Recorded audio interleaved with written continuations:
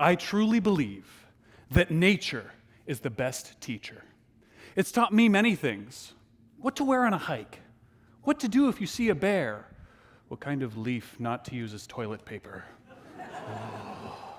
But the most practical lesson I've seen it teach was a driving lesson. See, my brother Lee and I were late to his wedding in Bella Coola. We had 10 hours to make an 11-hour drive. Now, Lee normally drove fast, but he was really pinning it this time. And I wasn't scared. I just had my hand on the dashboard. As I said, "Hey man, not too fast, right?" And he went, "I will not be late to my own wedding." And that is when we hit the hill. The hill is a 42-kilometer stretch of single-lane dirt road down the side of a mountain. On your left, a gaping chasm. On your right, a towering wall of rock. And in the middle, a goat path you're meant to drive down. And as we crested the ledge onto that hill from hell, my heart started pounding because I did not feel the gentle application of a brake.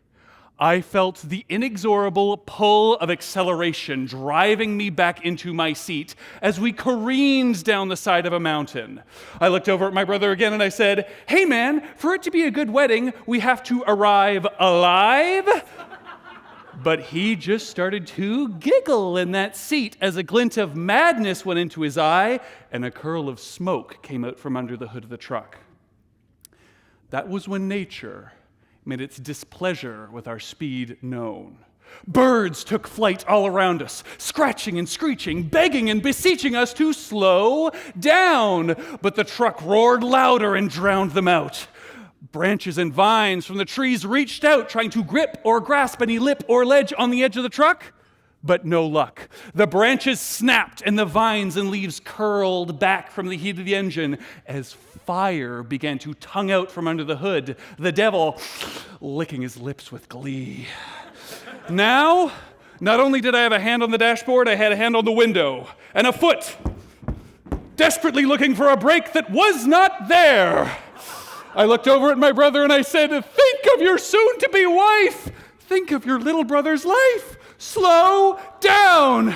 But his cackle and the roar of the engine reached a cacophonous crescendo. And I began to pray, because only a miracle would save me now.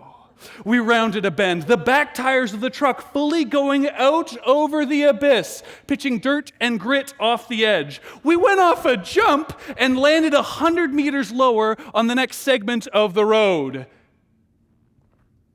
And we saw it. Dead ahead, a bear.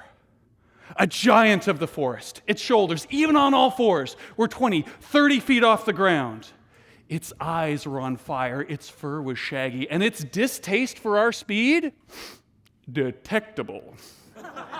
At first, Lee just went faster, laughed louder, but then the bear rose up on its hind legs and let out a bellowing roar that shook the forest canopy and shattered boulders around us. And it must have shattered my brother's madness as well, because his laugh turned into a scream as he slammed both feet onto the brakes, sending us sliding. Pebbles and rocks went flying into the foliage, peppering trees and vaporizing squirrels. Sparks spewed off the wheels as the smell of rubber and smoke filled our noses. We came skittering to a stop, a mere foot in front of the bear. It leaned down, its claws crunching into the gravel on either side of the truck, its nose an inch from the glass, misting it with its fishy breath, and its eyes burrowed a hole in my brother's soul.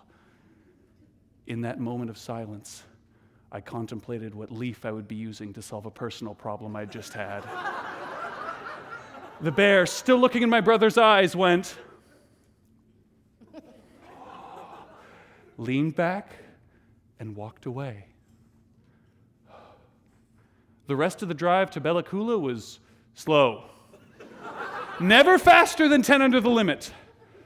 And it has me truly convinced to this day that nature is the best teacher. Because it was not thoughts of his little brother's life, nor of his soon-to-be wife, but nature, and nature alone, that made my brother's driving bearable.